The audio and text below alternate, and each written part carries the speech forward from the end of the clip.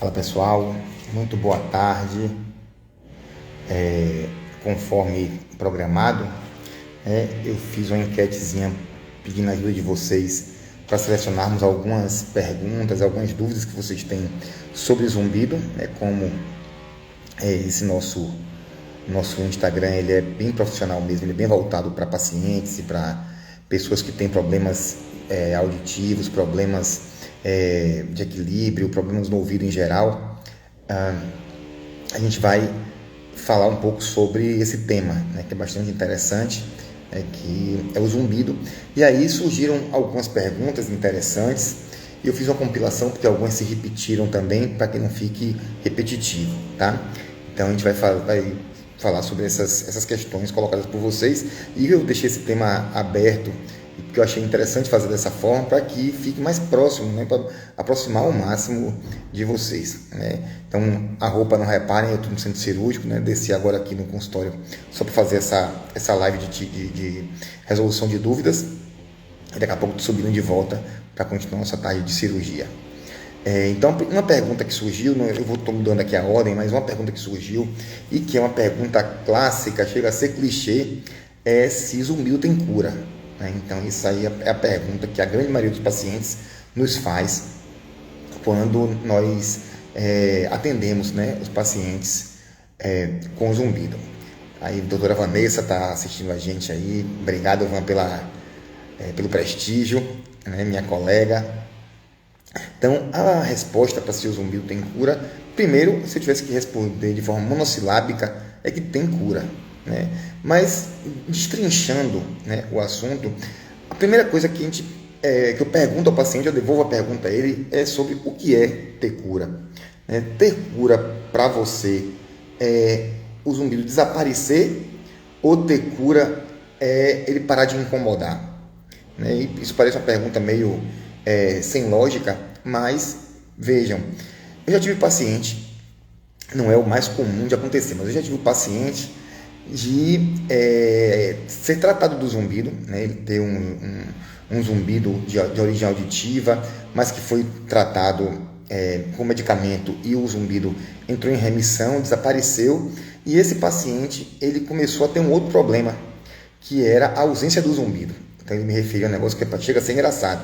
Ele dizia que quando ele sentia o zumbido, quando ele percebia o zumbido, incomodava ele, mas ele percebia que ele estava vivo, ele não tinha essa noção. E que agora ele acordava na noite sem o zumbido e ficava se questionando se ele estava vivo, que ele não estava sentindo nenhum barulho que mostrasse a atividade do organismo dele. Então veja como os sintomas e as demandas são diferentes. Então o paciente ficou curado do som, mas não ficou curado do problema. Então ele não teve a resolução do seu problema, ele teve a resolução do zumbido. Então o conceito de cura varia bastante. Então, na minha opinião, cura é aquilo que deixa de ser problema.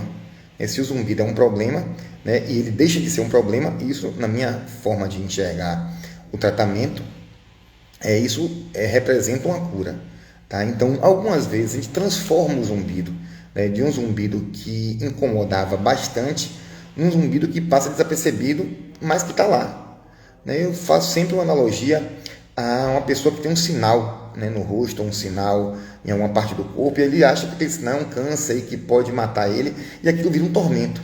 E aí quando ele vai no dermatologista e faz uma avaliação médica e tal, e o dermatologista desvencilha isso, desmistifica isso aí, esse sinal para de ser um problema, e o paciente até esquece que tem um sinal, uma cicatriz, ou alguma outra marca que a pessoa tenha eventualmente.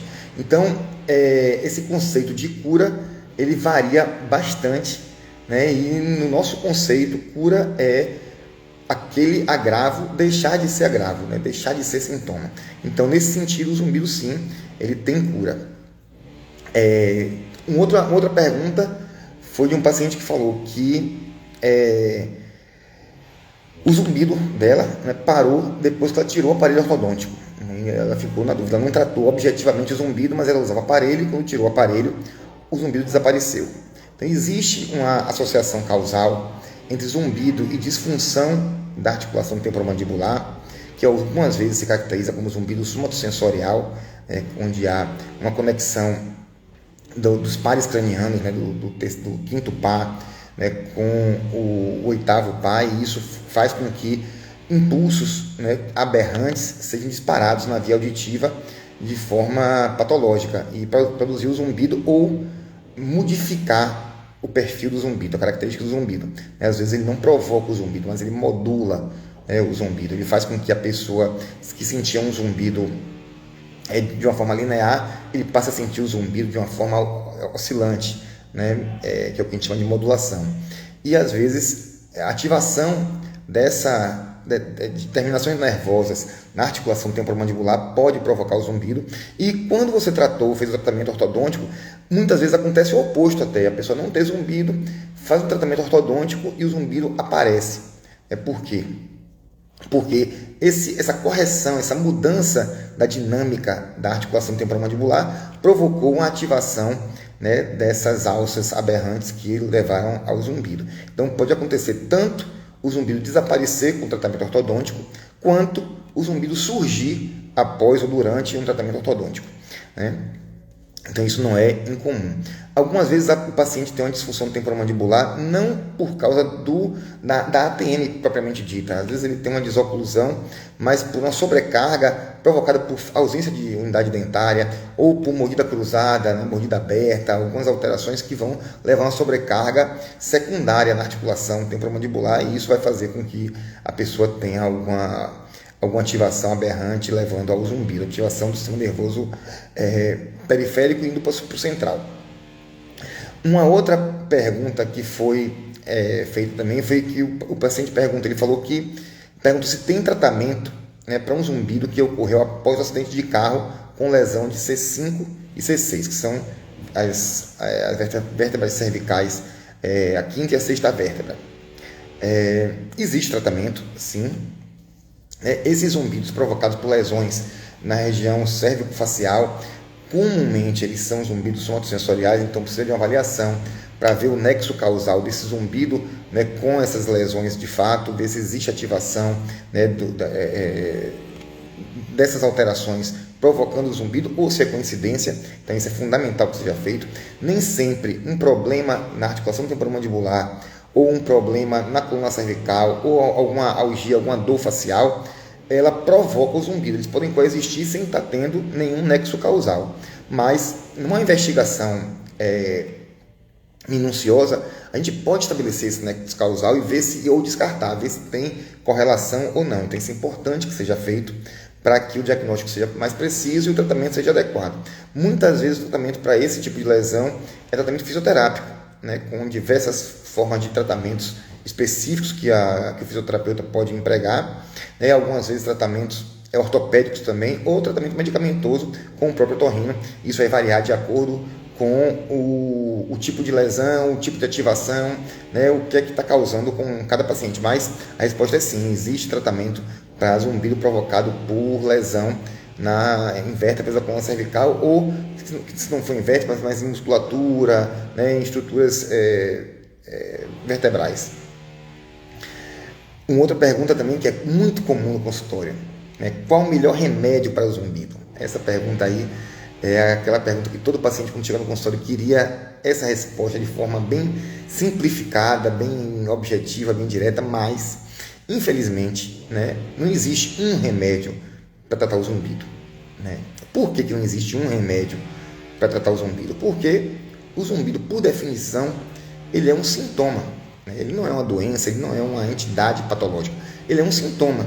E ele é um sintoma causado por alguma alteração em alguma região, geralmente da via auditiva, mas nem sempre da via auditiva necessariamente. Ele pode ter origem em alguma região para-auditiva ou até a distância do ouvido mesmo, né? Mas o zumbido ele pode ser causado por alguma disfunção na cóclea, né, no órgão auditivo mesmo, sensorial, né, sensitivo da audição, mas ele pode ser provocado por alterações vasculares, alterações musculares, articulares, por alterações sistêmicas, né, metabólicas, alimentares. Isso tudo pode ser causa de zumbido. E, por exemplo, um zumbido auditivo não vai ter o mesmo tratamento que um zumbido vascular, né?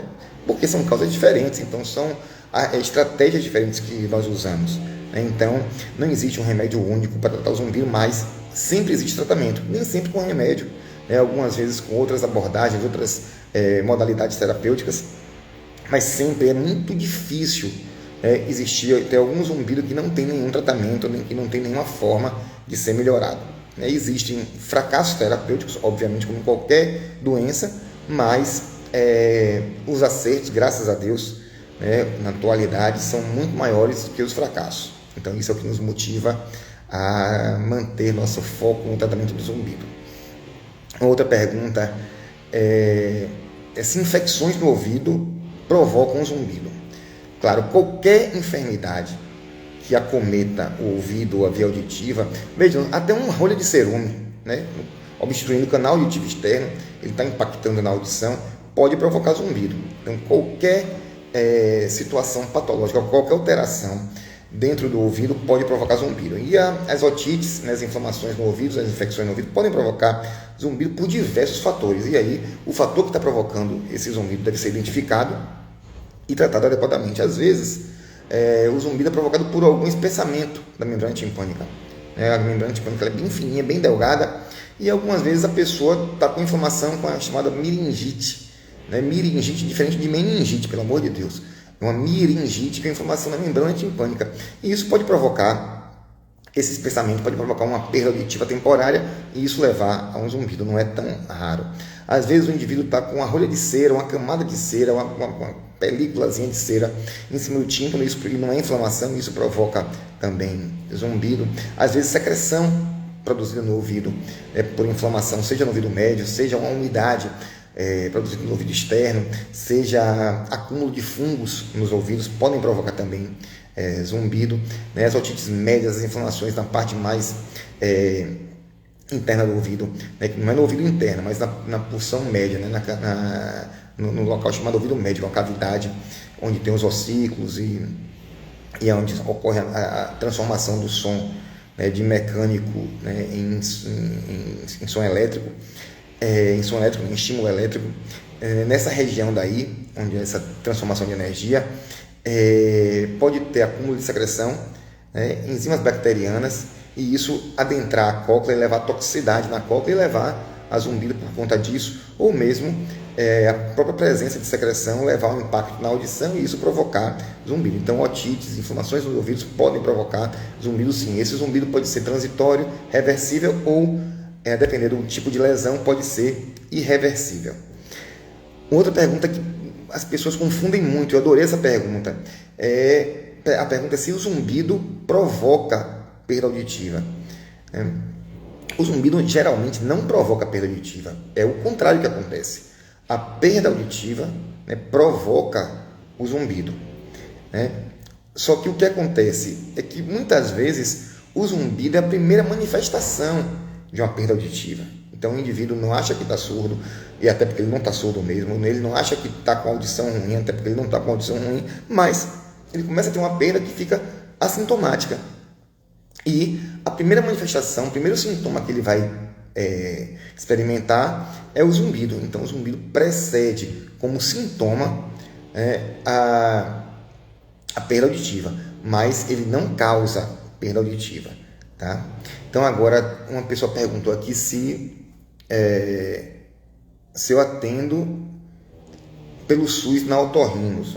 Então aqui na clínica nós temos atendimento pelo SUS. Eu individualmente não atendo pelo SUS, porém nós temos nossa equipe de médicos em treinamento, que são os médicos residentes, que atendem pelo SUS e discutem comigo os casos e que nós fazemos esse trabalho pelo SUS sim. Tá?